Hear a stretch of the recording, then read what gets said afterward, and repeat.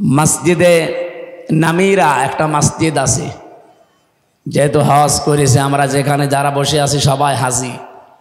আরাফাতের ময়দানের পাশে এইটা কাবা শরীফের ইমাম, আমি 16 সালে নিজে শুনেছিলাম, উনি দোয়া করছিলেন, খুতবা দিতে গিয়ে আরবিতে বলছিলেন শহীদ জিয়াউর রহমান, এ নামটা উচ্চারণ করে উনি আরবিতে একটা দোয়া করলেন পরে যে আল্লাহ তার মাথার উপরে কুদরতের ছায়া বৃদ্ধি করে দাও। চিন্তা করলাম এ দোয়া উনি করে কেন। পরবর্তীতে নিম গাছ আছে না আরাফাতের ময়দানে, ওটা লাগিয়েছে আপনাদের এই বগুড়ার শহীদ জিয়া। যেহেতু লক্ষ লক্ষ মানুষেরা এই নিম গাছের ছায়া পায়, আমি নিজেও তো বসেছিলাম, কি শান্তি ওই জায়গায়। বিশাল এরিয়া পড়ে আছে, হাজার হাজার লক্ষ লক্ষ গাছ লাগিয়ে উনি অমর হয়ে আছেন। আজ শুধু বাংলাদেশের হাজি, সারা বিশ্বের যত হাজি যায় সব ওই নিম গাছের নিচে। আমরা যেহেতু চিনি জানি তার নাম, এই জন্য দোয়া করি। অন্য দেশের লোক কি দোয়া করবে? তারা ওই যে ওখানে লেখা আছে সাজারাত জিয়া, আমরা নিম গাছ বলি, ওটা জিয়া গাছ বলে। দোয়া করে এই বলি আল্লাহ এই ছায়াটা, এই মরুভূমির ভেতরে উত্তপ্ত জায়গা যেখানে 42 এমনকি 45-50 ডিগ্রি সেলসিয়াস চলছে, মাটি পুড়িয়ে মনে হয় তামা হয়ে যায়, এই রকম জায়গায় একটু যদি ছায়া পায় কত শান্তি লাগে জানেন। এই জায়গায় ওনার গাছ লাগানো, ওনার হাতের গাছ, কিয়ামত পর্যন্ত এই গাছের চারা থাকতেই থাকবে। আর উনি কিয়ামত পর্যন্ত আল্লাহর কাছে এই বান্দাদের দোয়া পেয়েই থাকবে। বগুড়ায় জন্ম শহীদ জিয়াউর রহমান, নামটা শুনলে শহীদ শব্দ আগে আসে। কি কথা বললেন না কেন? বগুড়ার নাম বাংলাদেশে কেউ যদি নাও জানে, অনেকে জানে, সবাই তো এটাকে চেনে শহীদ জিয়ার কারণে। বাংলাদেশে আরো বহু মানুষকে জিয়াউর রহমানের মতো মেরে ফেলা হয়েছে, তো তাদের নাম শুনলে মানুষ শহীদ জিয়া বলে না। আপনি আজ পর্যন্ত শুনেছেন যে কেউ বলেছে যে শহীদ বঙ্গবন্ধু? এই কথা বলেছে, ওনারে ওইভাবে মারা ঠিক হয়নি, হয়তো অন্যভাবে মারা যেত। কি কথা বলছে না কেন? আমি সেই দিন ময়মনসিংহ ছিলাম, একজনকে বললাম আপনি কোনোদিন শুনেছেন যে শহীদ শেখ মুজিব? বলছে না। ওরে শহীদ বললে আরো গোনা হবে, কারণ শহীদ এই শব্দটা এত দামি, আল্লাহ যেখানে সেখানে লাগাননি। কোরআনে কারিমে সূরা বাকারা 153 নম্বর আয়াতে মুখের উপরে আল্লাহ নোটিশ দিয়েছেন, ওয়ালা তাকুলু লিমা ইয়ুকতালু ফি সাবিলিল্লাহি আমওয়াত বাল আহইয়াউ ওয়ালাকিন লা তাশউরুন। মরে গেছে, কারণ নামের আগে কি আছে? এইটাকে আমি নিষেধ করলাম? বলেন তো। আল্লাহ বলছেন বলবা না যে শহীদ যারা হয় তারা মরে গেছে, বরং তারা জীবিত, কিন্তু তোমরা টের পাও না। মুখের পরে মানুষ যেহেতু ধারণা করতে পারে, মানুষ ধারণা করে কি দিয়ে? অন্তরে। কিসে ধারণা করে?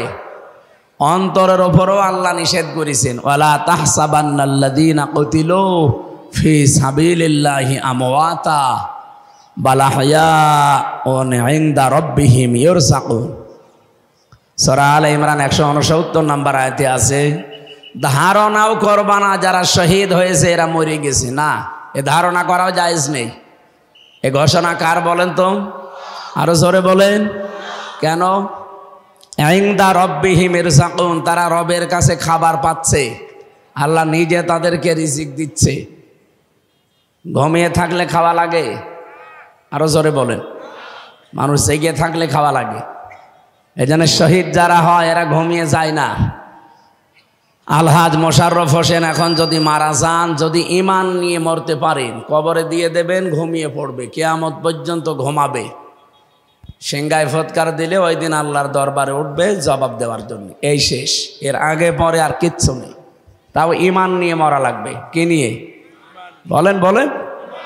কিন্তু শহীদ যারা হয়ে যায় এ মানুষগুলো ঘুমায় না, যেহেতু জেগে থাকলে খাওয়া লাগে, আর খেলে রক্ত গোশত মাংস তৈরি হয় না, আল্লাহ নিজে তাদেরকে খাওয়ায়, আর এগুলো তাদের শরীরে তৈরি হয়। হযরতে হামজা তার প্রমাণ। তিনি শহীদ হওয়ার 30 বছর পরে তার কবর একবার ভেঙে গিয়েছিল, মদিনায় ঢল হয়েছিল ব্যাপক আকারে। ছোটবেলায় তারা যারা যুদ্ধ করেছিল এখন তারা মুরব্বী হয়ে গেছে। খোঁজ খবর নিয়ে দেখতে দেখতে সে দেখে হযরতে হামজা 30 বছর আগে উহুদের ময়দানে যেখানে যেখানে তাকে আঘাত করেছিল কাফেররা, ওই জায়গা দিয়ে এখনো ফিনকে দিয়ে রক্ত বের হচ্ছে। বলেন তো উনি 30 বছর যদি খাবার না খাবে তাহলে শরীরে রক্ত পেল কোথায় বলেন? এই জন্য শহীদ জিয়া এই শব্দটা আমরা নিজেরা বানাইনি, অবশ্যই এটা চলে আসতেছে অনেক দিন। ওনার ইন্তেকালের পরেই এই শব্দটা তার নামের আগে পরে লেগে গেছে, তাকে মেরে ফেলা হয়েছে। বঙ্গবন্ধুর নাম বললাম এ কারণে যে তার নামও আমরা শুনি কিন্তু কেউ শহীদ বলি না, বলি তাকেও তো মেরে ফেলা হয়েছে। শহীদ হওয়ার জন্যে কিছু কাজকর্ম আল্লাহর পছন্দ হওয়া লাগে। ওয়ালিয়ালাম আল্লাহুল্লাযীনা আমানু ওয়া ইয়াত্তাখিযা মিনকুম শুহাদা, সূরা আলে ইমরান 140 নম্বর আয়াতের মাঝের অংশে আছে। তোমাদের ভেতরে আল্লাহ দেখেন যে কার ঈমান এবং কোন মানুষকে আমার আল্লাহ তার জীবন যৌবন পছন্দ করেন, তাকে এমনি মরণ দেয় না। আমি বললাম না আলহাজ মোশাররফ মারা গেলে যদি ঈমান নিয়ে মরেতে ঘুমিয়ে থাকবে, আর শহীদ হয়ে মরলে আল্লাহ খাওয়াবে। এই জন্যে আল্লাহ যাদের ঈমান এবং তাদের যৌবন পছন্দ করে এই মানুষটাকে আল্লাহ এমনিতেই মরণ দেয় না, শাহাদতের মরণ দিয়ে ধন্য করে। সুতরাং উনি যে সমস্ত কাজ কারবারগুলো করেছিলেন আপনারা জানেন। মসজিদে নামিরা একটা মসজিদ আছে, যেহেতু হজ করেছে, আমরা যেখানে যারা বসে আছি সবাই হাজি। আরাফাতের ময়দানের পাশে এইটা কাবা শরীফের ইমাম। আমি 16 সালে নিজে শুনেছিলাম উনি দোয়া করছিলেন, খুতবা দিতে গিয়ে আরবিতে বলছিলেন শহীদ জিয়াউর রহমান, এ নামটা উচ্চারণ করে উনি আরবিতে একটা দোয়া করলেন পরে যে আল্লাহ তার মাথার উপরে কুদরতের ছায়া বৃদ্ধি করে দাও। চিন্তা করলাম এ দোয়া উনি করে কেন? পরবর্তীতে নিম গাছ আছে না আরাফাতের ময়দানে, ওটা লাগিয়েছে আপনাদের এই বগুড়ার শহীদ জিয়া। যেহেতু লক্ষ লক্ষ মানুষেরা এই নিম গাছের ছায়া পায়, আমি নিজেও তো বসেছিলাম, কি শান্তি ওই জায়গায়। বিশাল এরিয়া পড়ে আছে, হাজার হাজার লক্ষ লক্ষ গাছ লাগিয়ে উনি অমর হয়ে আছেন। আজ শুধু বাংলাদেশের হাজি, সারা বিশ্বের যত হাজি যায় সব ওই নিম গাছের নিচে। আমরা যেহেতু চিনি জানি তার নাম, এই জন্য দোয়া করি। অন্য দেশের লোক কি দোয়া করবে? তারা ওই যে ওখানে লেখা আছে সাজারাত জিয়া, আমরা নিম গাছ বলি, ওটা জিয়া গাছ বলে।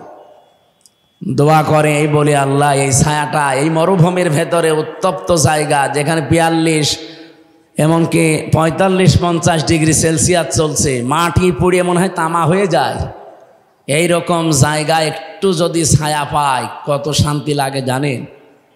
এই জায়গায় ওনার গাছ লাগানো, ওনার হাতের গাছ, কিয়ামত পর্যন্ত এই গাছের চারা থাকতেই থাকবে। আর উনি কিয়ামত পর্যন্ত আল্লাহর কাছে এই বান্দাদের দোয়া পেয়েই থাকবে। আরাফাতের ময়দানে দোয়া কবুল হয় আমরা জানি। এ প্রথম নাম্বারে সেই জায়গা। আমার বগুড়াতে না, শুধু যেখানেই যাই এমনিতেই মন থেকে শহীদদের জন্য আমি দোয়া করি। বিশেষ করে 24-এর 5 আগস্টের আগ পর্যন্ত যারা শহীদ হয়ে গেল এ দেশে, শহীদ আবু সাইদ, মুগ্ধ, রায়হান, ইয়ামিন, ফয়সাল সহ 2732 জন মানুষকে, ভাই যে বলছিলেন ফ্যাসিবাদী, আসলেই ফ্যাসিস্ট। আমিও আয়না ঘরে 10 দিন ছিলাম, মিনিটায়। কি যে কষ্ট দেয় ওরা। আমি তো তাও ছোটটায় ছিলাম, ব্যারিস্টার আরমান ভাই ছিল বড়টায়। ওরা এরকম চেয়ারে বসিয়ে দেয়। আপনারা যে চেয়ার এখন দেখছেন ওটা কারেন্টের শর্ট দেওয়া চেয়ার, ওটা এভাবে খালি কাঁপে। আর আমাদেরকে যেটা বসিয়েছিল ওই চেয়ার কাঁপে না, ঘরে। হাত আর পায়ে ওরা ক্লিপ লাগিয়ে দেয়, গলার সাথে বেল্ট লাগিয়ে দেয় যেন নড়তে না পারে। একটা মেশিন আছে ওদের কাছে, ওটা নিয়ে এসে এই আঙ্গুলের কাছে, হাতের আর পায়ের কাছে ধরে। এমন মাপ করে মেশিন বানানো, শুধু একটা টিপ দেবে, একবারে আপনার এই নখগুলো খুলে চলে আসবে। নখ খুলে ফেলেন তো দেখেন ফিনকি দিয়ে রক্ত বের হবে। কি কথা বলছেন না কেন? শুধু রক্ত বের হইলে যদি ছেড়ে দেয় তাও তো হয়, ওর ওপরে পাতলা লবণ ছিটিয়ে দেয়। আর ওই যে চেয়ারের ওপরে বসিয়ে একটা টিপ দেবে শুধু সুইচে, 1 মিনিটে 120 বার ঘুরবে, তাহলে সেকেন্ডে কয়বার? 2 বার। আপনার মাথার ভেতরে আল্লাহ এমন কিছু সূক্ষ্ম জিনিস দিয়ে রেখেছেন, আমরা দেখেছি বিজ্ঞান, এখানে কম্পিউটার ভিড়ান, আমি দেখাবো আপনাকে। ফ্রন্টাল লব আছে, অক্সিপিটাল লব আছে, প্যারাইটাল লব আছে, সেন্সরি কর্টেক্স আছে, মোটর কর্টেক্স আছে, ল্যাব আছে, এরকম 70,000 জিনিসে মাথার ভেতরে। এই যে মগজগুলো দেখতে পান, এত সূক্ষ্ম সূক্ষ্ম তার দেওয়া আছে এখানে, পুরা শরীর কন্ট্রোল করছে এখান থেকে। এগুলো ঝাঁকানি লাগে। 1 মিনিটে যদি 120 বার আপনাকে ঘোরানো যায় চেয়ারে বসে, 1 মিনিট পরে মনে হবে আমি 2-3 দুনিয়া দেখতে পাচ্ছি। যেহেতু রিমান্ডে অধিকাংশগুলো হিন্দু অফিসার পেয়েছিলাম, ওরা তো আর আল্লাহ রসুল বিশ্বাস করে না, তখন এই কথা বলতো যে কেমন লাগছে এখন আপনি 2-3 দুনিয়া দেখতে পাচ্ছেন না? হ্যাঁ দেখতে পাচ্ছি। বলে আপনাদের তো, আপনাদের আল্লাহ, আপনাদের নবী, আপনাদের মাওলানারা তো এই কথা বলে যে মরে গেলে নাকি 10 দুনিয়ার সমান জান্নাত পাওয়া যাবে, এবার 10 দুনিয়া দেখতে পাচ্ছেন। এই কথাগুলো ওই সময় শোনায়, কেমন লাগে বলেন তো? আমি এই কথাগুলো এখন বলছি, অথচ এটা আমার ফেস করা লেগেছে। বাস্তবে যে কত কঠিন অবস্থা ছিল, আমি এখন নিজেই আমার কেমন যেন শিউরে ওঠে শরীর, যে আমি এইরকম জায়গায় ছিলাম। 3টা বছর ওরা এই ফাঁসির কন্ডেম সেলের ভেতরে 24 ঘন্টা তালা লাগিয়ে রাখত। সম্মানিত বগুড়াবাসী, শহীদ জিয়াউর রহমানের জন্য আমি মন থেকে দোয়া করছি, আল্লাহ যেন তাকে শাহাদতের সর্বোচ্চ মর্যাদা দান করেন। তার জীবনের যে ভালো কাজগুলো আছে আল্লাহ যেন কবুল করে। মানুষ হিসাবে অন্যায় কম বেশি সবার আছে, আল্লাহ যেন নিজ গুণে মাফ করে দেন। তার স্ত্রী, যাকে এক কাপড়ে এই ফ্যাসিস্ট হিংসার বশবর্তী হয়ে এক কাপড়ে বের করে দিয়েছিল 40 বছরের বসবাস করা বাড়ি থেকে, ম্যাডাম খালেদা জিয়া ওই দিন যা কন্দন করেছে। আমি কয়েকদিন আগে ওনার বাবার বাড়ি ছিলাম, ফেনী, ওনার বাবার গ্রামে। ওখানে যে দোয়া করেছিলাম যে আপনার ফেনীর জামাই শহীদ জিয়া, আর এটা তো তার শ্বশুর বাড়ি। ম্যাডাম খালেদা জিয়া ওই দিন যা কন্দন করেছিল, তামাম দুনিয়া কেঁদেছে তার কান্না দেখে। আর এই রাক্ষসী মহিলা বসে বসে হাসতেছে। তামাম দুনিয়া যেখানে এনার কান্না দেখে কন্দন করে, আফসোস করে, আর ও ভিডিও দেখে দেখে হাসে। গতকালকে আমি সাতক্ষীরা ছিলাম, কত মানুষের বাড়ি ঘর বুলডোজার দিয়ে একেবারে মাটির সাথে মিশিয়ে দিয়েছিলেন। পৃথিবীতে যতটুকু করবেন অতটুকু আপনার উপরে আল্লাহ শোধ নেবে, তারপরে আপনার মরণ হবে।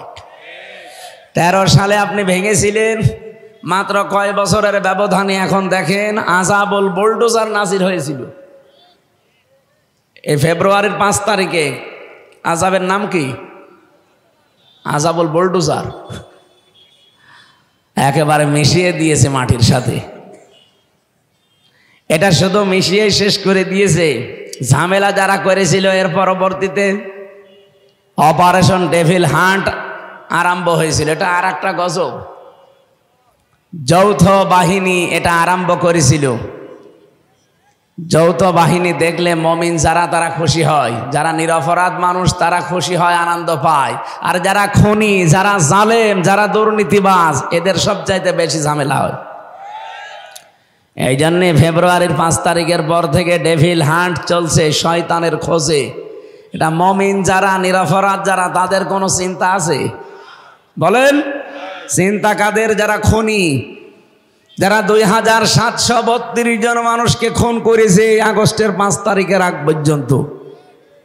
34,000-এর ওপরে যারা মানুষকে পঙ্গ করে হাসপাতালে এখনো ফেলে রেখেছে। এটা বিশাল বোঝা দিয়ে গেল এই মহিলা আমাদের। এই বোঝা টানতে এখন এই দেশের, আমাদের ব্যক্তি, পরিবার, সমাজ এবং রাষ্ট্রের এবং ঋণের বোঝা দিয়ে গেছে। এই দেশে এখন কেউ জন্ম নিলে কমপক্ষে 1,10,000 টাকা তার মাথার উপরে ঋণ। এটা আপনি দিয়েছেন। যদি আগের থেকেই চলে যেতেন, স্বামীর বাড়ি তো যাবেনি, আগের থেকে চলে গেলে অন্তত আমাদের এই ঋণটা হয় না। যত টাকা মারিং কাটিং হয়েছে বলে সব আমরা বানিয়েছি বাবার টাকায়। কি বাবার টাকায় বানালেন? পদ্মা সেতু যে খরচ করে বানিয়েছে 4টা বানানো যেত ওই টাকা দিয়ে। কি কথা বলছে না কেন? এই যে পাবনা রূপপুরের যে বিদ্যুৎ কেন্দ্র, এই জায়গা থেকে 82,000 কোটি টাকা ওনার বোন মারিং কাটিং করেছে। 2-3 দিন আগের একটা ভিডিও দেখেছেন না? উনি বলছে যে আমারে মানুষ শুধু গালি দেয়, দোষ কি শুধুই আমার বোন কিছু করেনি। আপনার বোনও করেছে, শুধু আপনার বোন না, আপনার বোনের মেয়েও করেছে। এই কথা বলে না কেন? শেখ পরিবারের একটা মানুষকে দেখান, ওদেরকে যে মানুষ ধোয়া তুলসী পাতা বলে, একটা মানুষকে দেখান যে তার গায়ে কোনো কাদা নেই। এত কাদা লেগেছে যে সাফ করতে গেলে বাংলাদেশে সব পানি লাগবে এখন। সুতরাং বগুড়ায় যেহেতু এসেছি, শহীদ জিয়ার নামে আমি দোয়া করলাম এই কারণে, আল্লাহ রাব্বুল আলামিন তার যে খেদমত ইসলামের জন্য এটা যেন কবুল করেন। তার যে দল আছে এ দলকে যেন আল্লাহ হেদায়েতের ওপরে রাখেন, বলেন আমিন। ম্যাডাম জিয়াকে সুচিকিৎসা দেওয়ার জন্য নিয়ে গেছে, এই ফ্যাসিস্ট এতদিন যেতে দেয়নি মিথ্যা মামলা দিয়ে। এখন যিনি আছেন চিকিৎসায়, সুস্থ হয়ে আবার ফিরে আসবেন বাংলার বধূ, বাংলায় ইনশাআল্লাহ। বগুড়াবাসী আমাদেরও টার্গেট আখেরাত। এই জন্য দুনিয়ায় যে কয়দিন বেশি আছি, আমার সবচাইতে বড় কাজ হবে আমি আল্লাহর ইবাদত করে আমার জান্নাতের বিশাল ঠিকানা প্রশস্ত করা। জান্নাত যেহেতু কারো জন্য বানানো নেই, আপনি যা করবেন এইটা দিয়ে আপনার জান্নাত বানানো হবে। আপনি যা করবেন এইটা দিয়ে আপনার জাহান্নাম তৈরি করা হবে। রব্বুল আলামিন জানিয়েছেন, লাহা সাবাতু আবওয়াব লিকুল্লি বাবিম মিনহুম জুজউম মাকসুম। সূরা নাহাল 14 নম্বর, সূরা হিজরের ভেতরে আছে এটা 14 নম্বর পারার 3 নম্বর পৃষ্ঠার 7 নম্বর লাইনে 44-45 নম্বর আয়াত। হে নবী, জাহান্নামের দরজা কিন্তু 7টা। দুনিয়া যে ধরনের অপরাধ করবে আল্লাহ তাকে ওই দরজা দিয়ে প্রবেশ করাবে। এখান থেকে আমাদের শিক্ষা নেওয়ার বিষয় এই পৃথিবীতে আমরা যে ধরনের কাজ করছি, এই কাজ দিয়ে আল্লাহ জাহান্নামের ওই দরজা আমাদের জন্য বানিয়ে রাখছে, ওইটা দিয়ে আল্লাহ আমাদের প্রবেশ করাবে। আমরা যে ধরনের নেকির কাজ করব, ওই কাজ দিয়ে আল্লাহ জাহান্নামের যে 8টা দরজার নাম শুনি না, জাহান্নামের দরজা 8টা না, জান্নাতের দরজা 100টার উপরে। যে ধরনের কাজ করবে দুনিয়ায়, মরণের পরে আল্লাহ জান্নাতের ওই দরজা দিয়ে ওই স্তরে আল্লাহ তাকে পৌঁছিয়ে দেবে। এই জন্য আমাদের এখন শিক্ষা নেওয়া লাগবে, যেহেতু রমজান সামনে আসছে, এমন এমন নেকির কাজে আমরা আঞ্জাম দিতে চাই সামনে। এমন কিছু কাজ আমাদের এই ছোট্ট জীবনে করতে চাই। আল্লাহ রাব্বুল আলামিন জান্নাতের সুউচ্চ চূড়া যেটা, দরজা যেটা, বাপ যেটা, ওটা যেন আমাদের জন্য প্রস্তুত করে রাখে। জাতির পিতা হযরত ইব্রাহিম আলাইহিস সালামকে মেরাজে যে নবীজি দেখেছিলেন, বিশ্ব নবী ডাক দিয়ে বললেন, হে আমার পিতা, আপনি একটা চিন্তা নিয়ে বসে আছেন, কোন কারণে?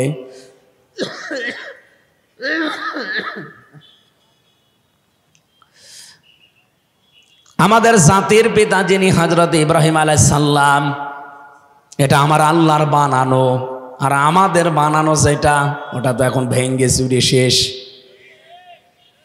আল্লাহ পাক হযরত ইব্রাহিমকে জাতির পিতা বানিয়েছিলেন।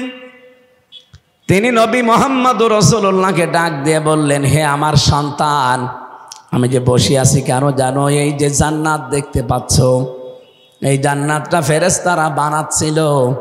কেউ 2 তলা 3 তলা 4 তলা বানিয়ে বসে আছে আর কাজ করে না। এই জান্নাতটা যার জন্য বানাচ্ছিল, ওই লোকটা আগে ভালো ভালো কাজের আঞ্জাম দিত, নেকির কাজ করত। এই জন্য ফেরেশতাদের হাতে ইট বালি খোয়া এগুলো আসতো, ও জান্নাত বানাতেই থাকতো। কিন্তু লোকটা এখন ভালো কাজ করা ছেড়ে দিয়েছে। এই জন্য ফেরেশতাদের হাতে আর ইটও আসে না, বালিও আসে না। কি দিয়ে ফেরেশতারা জান্নাত বানাবে? দেখো বসে আছে। তোমার উম্মতদেরকে ফিরে যে বলবে জান্নাতের মাটি কিন্তু বড় উর্বর, দুনিয়ায় যেই কয়দিন হায়াত আছে তারা যেন এমন এমন কাজ করে যে তাদের জান্নাতটা যেন কমপ্লিট থাকে। বলেন সুবহানাল্লাহ। বগুড়াবাসী, এমন কোনো কাজ যদি আমরা করে যাই যে একতলা হওয়ার পরে লিনটেন পর্যন্ত উঠে বসে আছে, আমার আর কাজ কারবার নেই, আমি ভালো কাজে আঞ্জাম দিতে পারি নাই, মরে গেলাম, আল্লাহ যদি জান্নাত আমারে দেয়ও যে দেখবেন একতলা হয়ে আছে আর একতলা ছাদ নেই, ভালো লাগবে? যেহেতু চোখ বন্ধ হওয়ার পরে আর কোনো ভালো কাজ করার সুযোগ, আরো জোরে বলেন। এই জন্য যতটুকু হায়াত আছে এর ভেতরে এমন কাজের আঞ্জাম দেওয়া লাগবে যেন অল্প কাজে বেশি নেকি পাওয়া যায়। এই জন্যেই নবীজি বাল্লিগনা রমাদান, যে আমাকে রমজান পর্যন্ত হায়াত পৌঁছিয়ে দাও, আমি এমন কিছু কাজ করতে চাই যেন আমার জান্নাতটা কমপ্লিট থাকে, আনকমপ্লিট না হয়। বলেন সুবহানাল্লাহ। এই জন্য আমরাও রমজান পর্যন্ত হায়াত চাচ্ছি। এই রমজানে গুরুত্বপূর্ণ কিছু জিনিস আমরা সামনে নিয়ে আসতে চাই। রমজানের ভেতরে 21 থেকে 29 বেজোড় রাতগুলোতে আল্লাহ রাব্বুল আলামিন গুরুত্বপূর্ণ কিছু সিদ্ধান্ত নেবেন। ফিহা ইফরাকু কুল্লু আমরিন হাকিম। আল্লাহ পাক বলেন এই গুরুত্বপূর্ণ কিছু সিদ্ধান্ত এই রমজান মাসে আমি আল্লাহ নিতে চাই। এদিকে তাকান। এই যে রমজান মাসে যেখানে কোরআনে কারীম নাজিল করেছেন আল্লাহ, আমরা জানি সবে কদরে এটা, আর সেই আয়াতই আমি পড়েছি, ইন্না আনজালনাহু ফি লাইলাতিম মুবারাকাহ। অবশ্যই আমার এই কোরআন আমি একটা বরকতময় রজনীতে নাজিল করেছি। ইন্না কুন্না মুনজিরিন, অবশ্যই আমি আল্লাহ নিজেই এর সতর্ককারী। বলেন সুবহানাল্লাহ। এটা বাংলা অর্থ বললাম, এবার আমরা তাফসিরে যাচ্ছি। সূরা দুখানের আয়াত। কোন সূরা? এটা ক্লাস চলছে, জবাব দেন কোন সূরা? দোকান মানে ধোয়া। দোকান মানে কি? তার মানে বাংলায় যেটা, এই যে বিড়ি, বিড়ির নামেও একটা সূরা আছে। বিড়ি যারা খান তারা এখন চিন্তা করবেন যে কোনো অসুবিধা নেই, আমার নামে সূরা আছে। সূরা দোকানের ভেতরে 3 এবং 4 নাম্বার আয়াতে আল্লাহ প্রথমে কোরআনে কারীমের কিছু মর্যাদার কথা তুলে ধরেছেন। হামিমুল কিতাবিল মুবিন। হামিম এটা নবীজির নাম, কোন তাফসিরে আছে। অল কিতাবিল মুবিন, স্পষ্ট কিতাব, এর কসম আল্লাহ দিয়ে জানিয়েছেন ইন্না আনজালনাহু, অবশ্যই আমি আল্লাহ এটা নাজিল করেছি। তাহলে এটা নাজিল কর্তাকে, আরো জোরে বলে। কোরআনে কারীমের 6666টি আয়াত এটা প্রসিদ্ধ, 6236টি আয়াত এটা বিশুদ্ধ। দুইটাই ঠিক আছে। এই যে 6666টি আয়াত এটা দুনিয়ায় তৈরি হয়েছে। ভাই আপনারা ঘুমাচ্ছে? এটা দুনিয়ায় তৈরি হয়েছে। আল্লাহ বলেন এটা আমি নাজিল করেছি। তার মানে নাজিল হয় কোথা থেকে? উপর থেকে। এই যে লোহা দেখতে পান, এই লোহাও কিন্তু দুনিয়ায় তৈরি হয়নি, লোহাও আল্লাহ নাজিল করেছেন। আমাদের ভেতরে যেটা নড়াচড়া করছে এর নাম রুহু। এর নাম কি? এর রুহু তৈরি হয়েছে কোথায়? জগতে। এই দুনিয়াতে রুহু তৈরি হয় না। এই পৃথিবীর যা যা এখানে তৈরি হয় তার খাবারও এখানে আল্লাহ উৎপাদন করে দিয়েছেন। আমাদের শরীরটা যেহেতু বানানো হয়েছে মাটির নির্যাস দিয়ে, এই জন্যে মাটির ভেতর থেকে সব খাবার এই শরীরের জন্য প্রযোজ্য। কিন্তু রুহ, লোহা, কোরআনে কারীম, এই যে বৃষ্টির যে পানি নাজিল হয়, এগুলো কিন্তু দুনিয়ায় একটাও তৈরি হয় না, সব তৈরি হয় আকাশ থেকে, ওখান থেকে পড়ে। এই জন্য এখানকার যা কিছু লাগবে সব আসমান থেকে আল্লাহ পাঠিয়েছেন। রুহের কোনো খাবার আপনি দুনিয়াতে পাবেন না। রুহের যত খাবার আছে শরীরের খাবারের জন্য মাটি দরকার, মাটির ভেতরে উৎপন্ন ফসল আদি দরকার, ফল ফলাদি দরকার। মাটির ভেতরে যা তৈরি হয় সেগুলো দিয়ে আপনি শরীর ডেভেলপ করতে পারবেন। কিন্তু রূহ এইটাকে যদি কেউ উৎকর্ষতায় নিয়ে যেতে চায়, রূহকে যদি কেউ শক্তিশালী করতে চায় শরীরের মতো, রূহকে যদি সঠাম বানাতে চায়, মাস্ট বি তাকে আসমানের খাবার খাওয়া লাগবে। রব্বুল আলামিন বলেন রূহুর খাবার হচ্ছে আমার কোরআন, কারণ কোরআন ও আসমানের রূহ। আরো জোরে বলেন। কোরআনে কারিমের জন্য জানিয়েছেন ইন্না আনজালনাহু ফি লাইলাতিন মুবারাকাহ, অবশ্যই আমি আল্লাহ এই কোরআনে কারিম নাজিল করেছি একটা বরকতময় রজনীতে। এই ফি লাইলাতিন মুবারাকার ব্যাখ্যায় আমি তাফসিরে ফি জিলালিল কোরআন দেখেছিলাম। মুফাসসির জানিয়েছেন আল্লাহ রাব্বুল আলামিন এই বরকতময় রজনী যেদিন কোরআনে কারিম নাজিল হয়, ওই দিন তিনি এই পৃথিবীর প্রথম আসমানে একটা বিশেষ নজর তার সৃষ্টি জগতের উপরে দেয়। একটু খেয়াল করেন, এমনি আল্লাহর নজর আমাদের উপরে দেওয়া আছে, কিন্তু লাইলাতুল কদর যেটা বলা হয় শবে কদরের রাত, এই কদরের রাতে আমার আল্লাহ যেদিন কোরআন নাজিল করেছিলেন ইন্না আনজালনাহু ফি লাইলাতিল কদর ওমা আদরাকা মা লাইলাতুল কদর লাইলাতুল কদরি খায়রুম মিন আলফি শাহর তানাজ্জালুল মালাইকাতু ওয়ার রূহু ফিহা বিইذনি রাব্বিহিম মিন কুল্লি আমরিন সালাম হিয়া হাত্তা মাতলাইল ফাজর।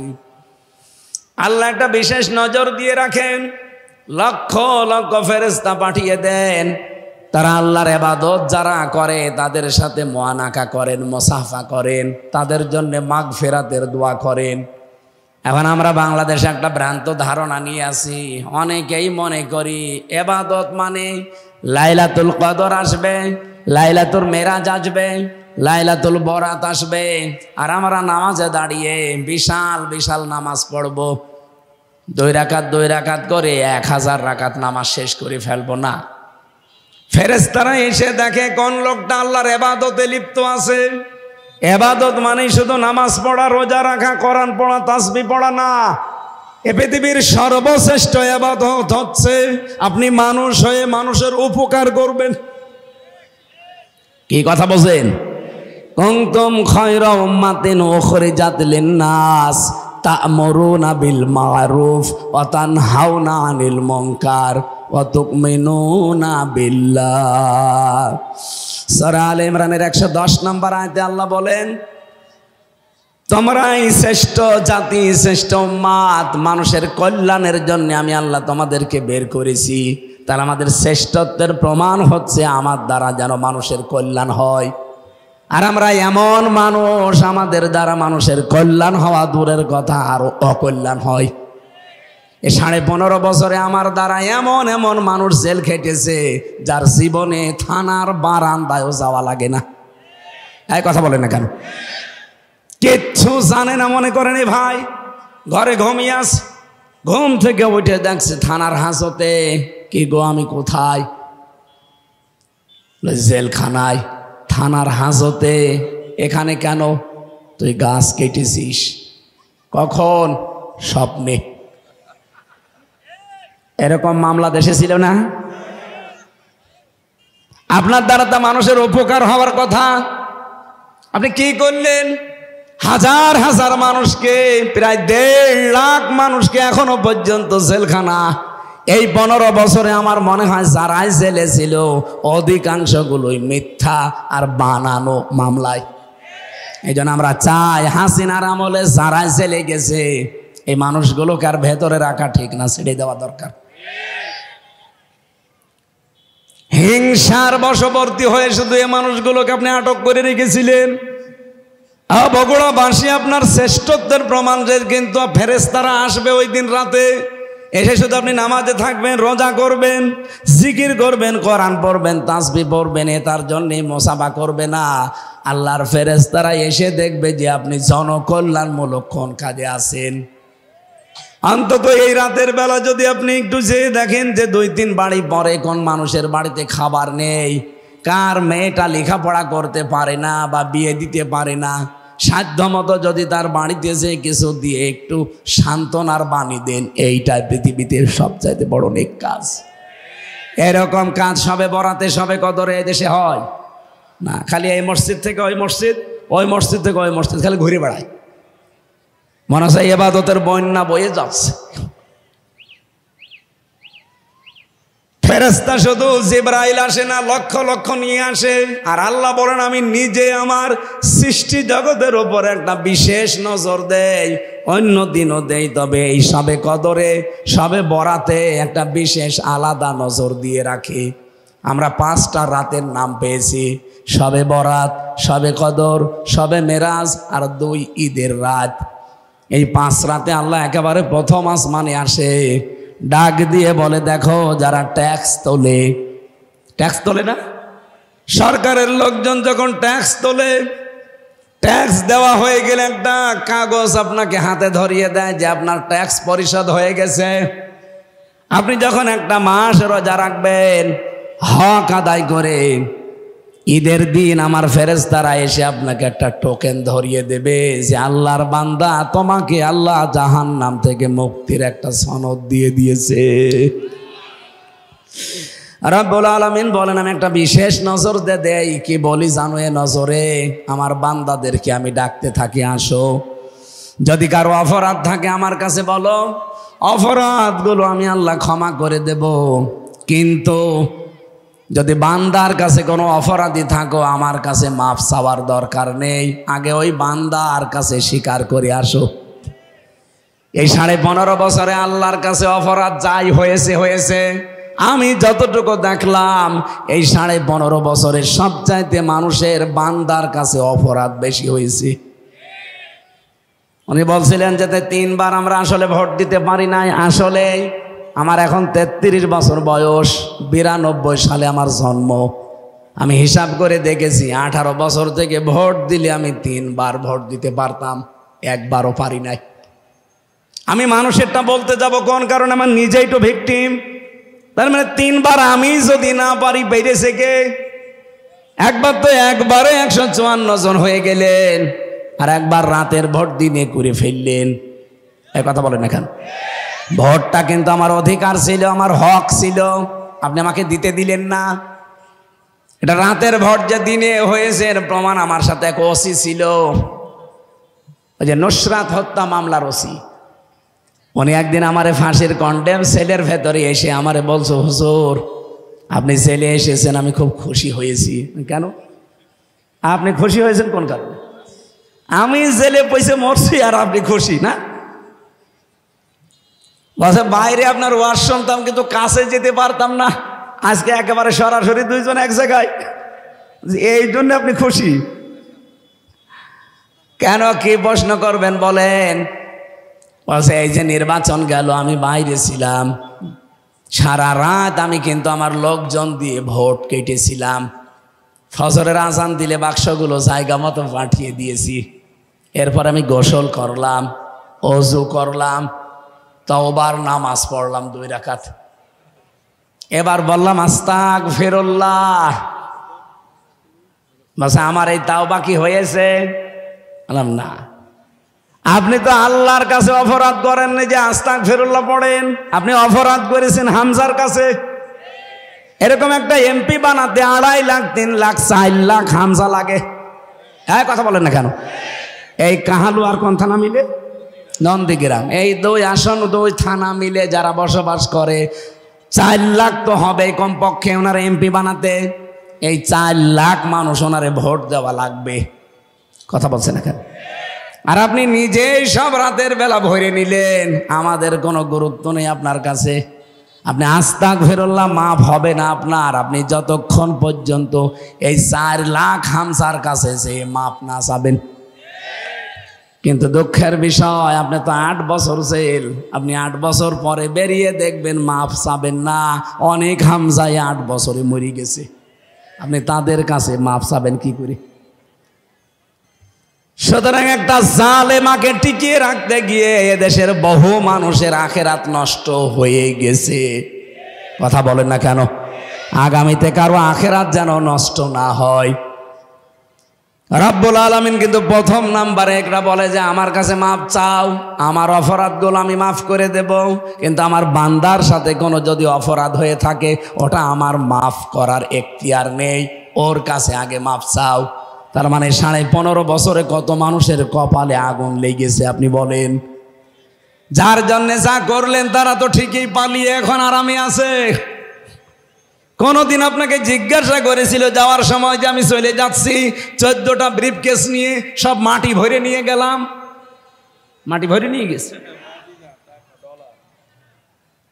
একটা বারের জন্য আপনাকে বলে গেল না যে দেখো চলে গেলাম, তোমরা ভালো থেকো? এমনকি কাওয়া কাকেও কেউ বলে নাই। আমার নাম্বারটা জোগাড় করে তো বলতে পারতো যে হামজা 3 বছর জেল খাটালাম, অন্তত মাফ করে দিও, তাও বলে না। চলে যে ঠিকই স্বামীর বাড়িতে খাচ্ছে। কে কথা বলছে না কেন? ষড়যন্ত্র কিন্তু উনি এখনো থামিয়ে দেয়নি, এখনো চালাচ্ছে। এমনকি এখন আরো বেশি। ডোনাল্ড ট্রাম্প আসার পরে ওরা চিন্তা ভাবনা করেছিল ট্রাম্পকে দিয়ে আরেকটা গটি চালার। এই জন্য মোদি সাহেব এখনই যে পড়ে আছে যে ট্রাম্পের কাছে আমাদের দেশ সম্পর্কে এমন এমন কিছু তথ্য তুলে ধরবে যেন এ দেশ জঙ্গি, এটা প্রমাণ করা যায়। এই যে আমরা এক জায়গায় বসে কোরআন শুনছি, জমার দিন নামাজ পড়ে বের হই না? হাজার হাজার মানুষ যখন জমার দিন বের হয় রাস্তায় নামাজ পড়ে, ওই সময় কিছু উগ্র আছে এই দেশে, আমি নাম নিলাম না তাদের, এই শয়তান উগ্রগুলো ছবি তুলে ওখানে পাঠায়, বলে এই দেখেন বাংলাদেশ জঙ্গিতে ভরে গেছে। এমনিতেই ট্রাম্প সাহেব তো ও দাড়ি টুপি দেখলে ভয় পায়। বাংলাদেশে যে জঙ্গি নেই তার প্রমাণ এই 6 মাস 10 দিন। এই কথা বলেন না কেন? 6 মাস 10 দিনে একটা জঙ্গি মামলা হয়েছে? কেউ ধরা পড়েছে? কেন পড়ে না? কারণ জঙ্গির নাটক যিনি লিখবে উনি তো স্বামীর বাড়ি, আর যাদেরকে দিয়ে এগুলো স্ক্রিপ্ট করাবে তারা এখন সব পালিয়েছে। এই মনিরুল, আসাদুজ্জামান, কাউন্টার টেররিজমের এগুলো এরা করতো। আলেমদেরকে ইসলামপন্থী মানুষদের ধরে নিয়েছিল, ধরে নিয়ে এক জায়গায় আটক করে রাখতো 2 মাস 5 মাস 6 মাস পরে বের করে বলতো এই যে জঙ্গি ধরা পড়েছে। কিচ্ছু না, এগুলো সব বানানো। আমি রিমান্ডে নিজে ওদের গোপন কথা শুনেছি মাটির নিচে। ওরা নিজেরা বলা কওয়া করছিল যে এইভাবে আর কতদিন। এই দেখেন কোরআন আমার সামনে, আল্লাহর কসমে মাথায় নিয়ে বলছে, ওরা নিজেরা বলেছে, আমি মাটির নিচে বসে শুনেছি। ওরা তো আর জানে না, ওরা মনে করছে ওর সব কিছু তো বান্ধা, আর আমি যে ওখানে আছি ওরা ওই সময় জানেও না। ওখানে যাই কয়টা অফিসার ছিল নিজেরা বলা কওয়া করছে যে এইভাবে আর কতদিন। কারণ আমার নামে মামলা দিয়েছে আনসারুল্লাহ বাংলা টিমের প্রধান, আমি সারা বাংলাদেশের, অথচ আমি কিছু জানি না। আমি ভেতরে যে একজনকে পেয়েছিলাম সে তার নাম আব্দুল মতিন। ওরা যে বলে জঙ্গি জঙ্গি, কিসের জঙ্গি? এই লোকটা আব্দুল মতিন হচ্ছে আল্লাহ দলের প্রধান। ওনার একদিন বললাম যে ভাই আপনি কয় বছর আছেন? বছর 17 বছর। কি আপনি কি? বলছে আমি আল্লাহ দলের প্রধান, আমি সভাপতি। তাই আপনি আল্লাহ দলের সভাপতি, আপনার সেক্রেটারি কে? বলছে আমার ছেলে। আমরা 2 বাপ বেটায় 17 বছর জেলে আছে, আপনার লোকজন বাইরে বসে, আর কেউ নেই। ওরা নিজেরাই সভাপতি, নিজেরাই সেক্রেটারি, এই সম্পর্ক করে বানিয়ে ওই 2 জনের জীবন নষ্ট করে। আর আমেরিকার কাছে দেখায়, দাদা বাবুদের কাছে দেখায়, দেখেন এই দেশে কেমন ভয়ঙ্কর জঙ্গি। তার চেহারা দেখলে আপনি নিজেও ভয় পাবেন। এত বড় বড় চুল, গোপ, দাড়ি, কারণ তাদেরকে 24 ঘন্টা তালা লাগিয়ে রাখে।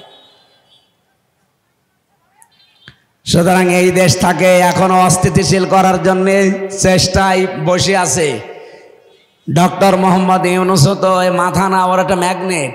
যেই দিন ট্রাম্প, মোদি গেছে ট্রাম্পের কাছে এই সমস্ত নালিশ করার জন্য বাংলাদেশ নিয়ে, ঠিক ওই দিন আন্তর্জাতিক মিডিয়া নিয়ে আয়নাঘর পরিদর্শনে গেছে।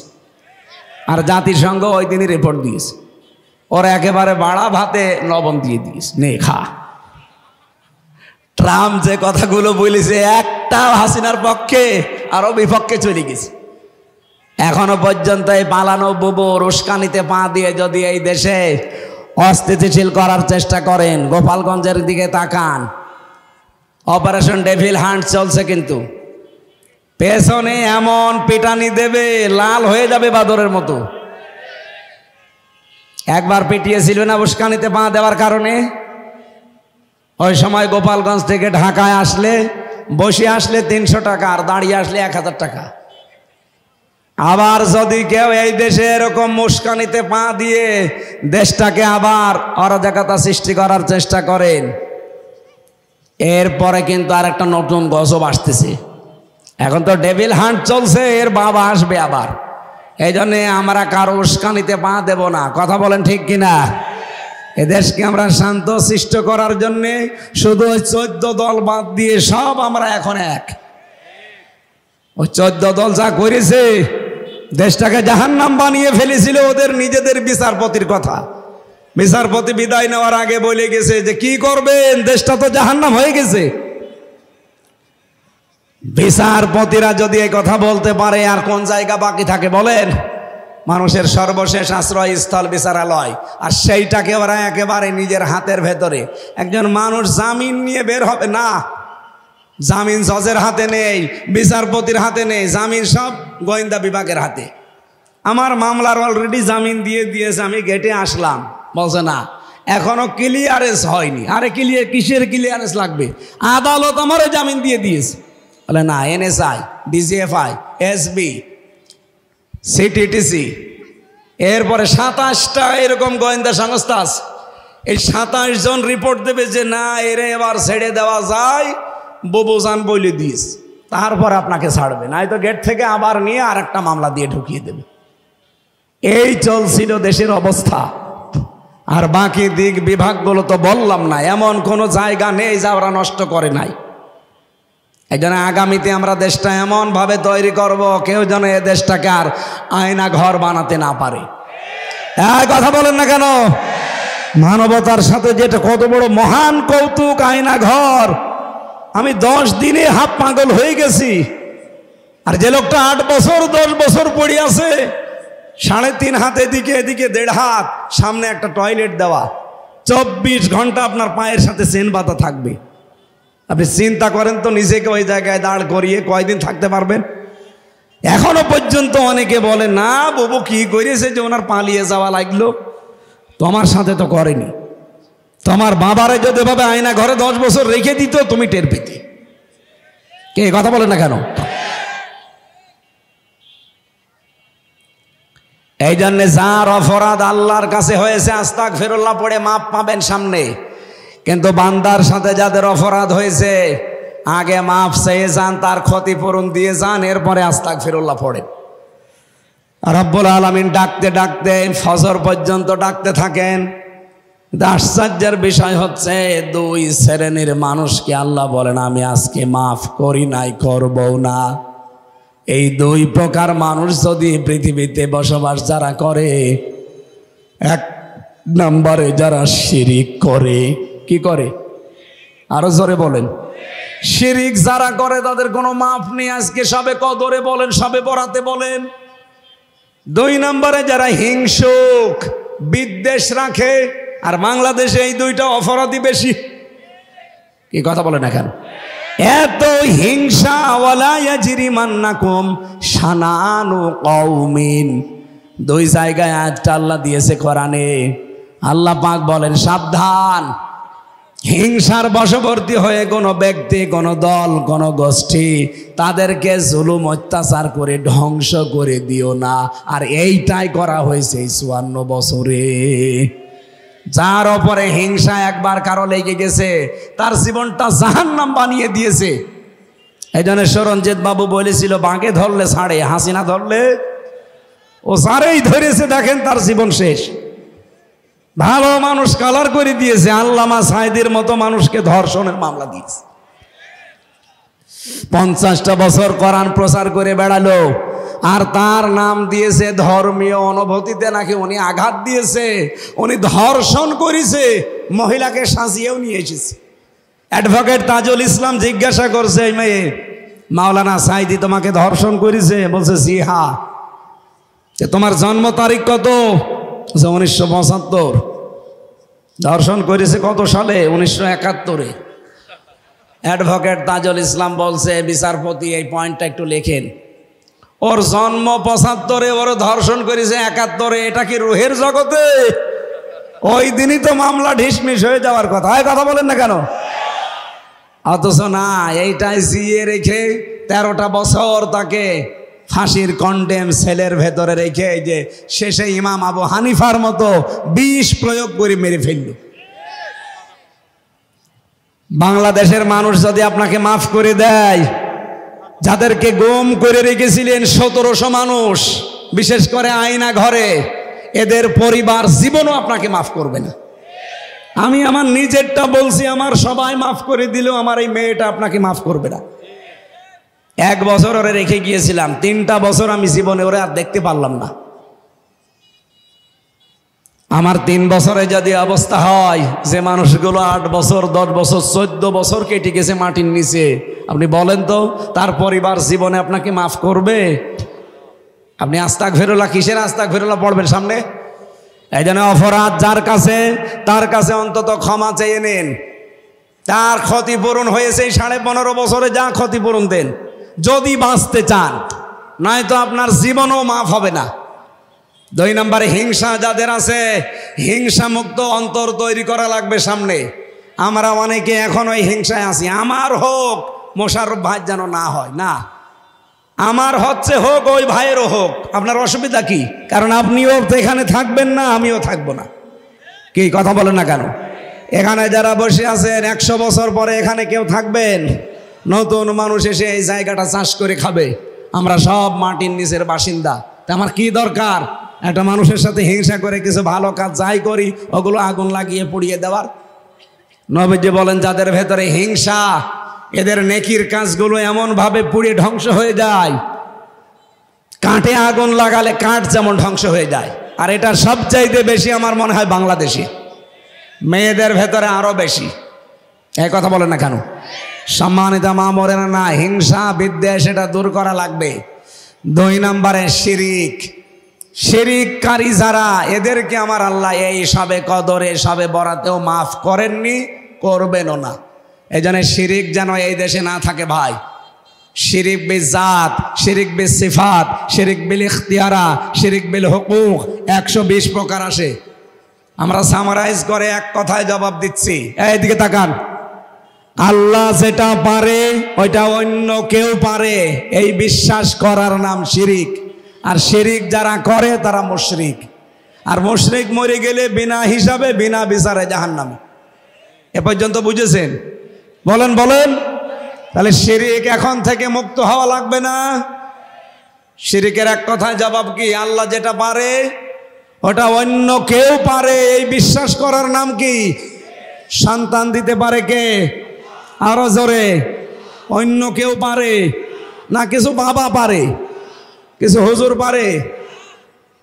সেদিন ময়মনসিংহে এক লোক এসে আমার বলছে, আমার শুধু মেয়ে হয়, এই আপেলটা পড়িয়ে দিন। আমি কি দিয়ে পড়বো? সূরা ফাতিহা পড়ছি। লোকটা আমার কানের কাছে মুখ নিয়ে বলছে, হুজুর এমন আপেল পড়বেন যেন ছেলে হয়। আমি কি ডাউনলোড করে নিয়ে আসবো ছেলে? আপেল ফেলে দিলাম। হুজুর আপেল ফেলে দিলেন মানে? ফেলে দেব না, করবো কি?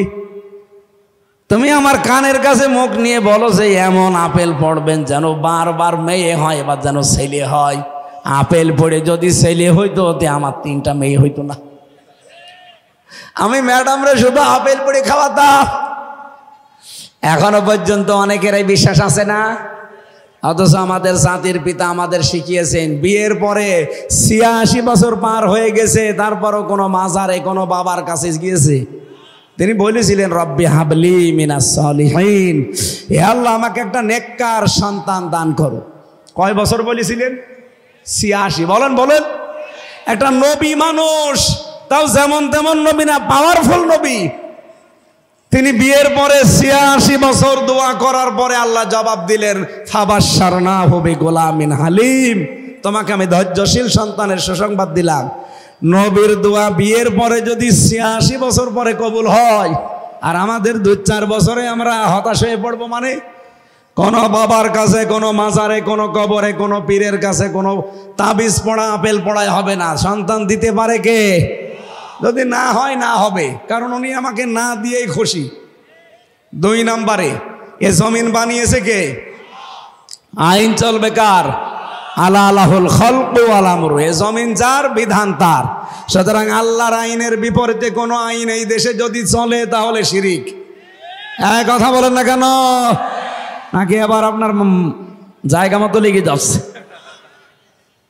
আমি বলেছিলাম আল্লাহ যেটা পারে ওটা অন্য কেউ পারে না। আইন দিতে পারে কে? ডক্টর কামালের বানানো এই ৫৪ বছরের আইন কি করেছে? চোর চুরি করে জেলে যায়, ডাকাত হয়, ডাকাত যায়, খুনি হয়। এমনকি আমার নিচতলায় ছিল সে গাঁজাখোর, ওরে ধরে জেলে দিয়েছে, ও ভেতরে যে গাঁজার গাছ লাগিয়েছে। জেলার যে বলছে তুই গাঁজার গাছ লাগালি, বীজ পেলি কোথায়? বলছে আমি ওই যে আদালতে গিয়েছিলাম হাজিরা দিতে মামলার, আর আমার তো হিতাকাঙ্ক্ষী আছে বাইরে, তারা আমার এই বীজগুলো দিয়েছিল। আমি এই মুখের ভেতরে এই জায়গায় রেখেছিলাম টোপলা করে। মেশিনে দিয়েছে কিন্তু মেশিনে ওঠে নাই, স্ক্যানে ধরা পড়ে নাই। আমি ভেতরে চলে এসে গাজার গাছে যে টবের ভেতরে লাগিয়েছি, স্যার দেখেন কত বড় হয়েছি।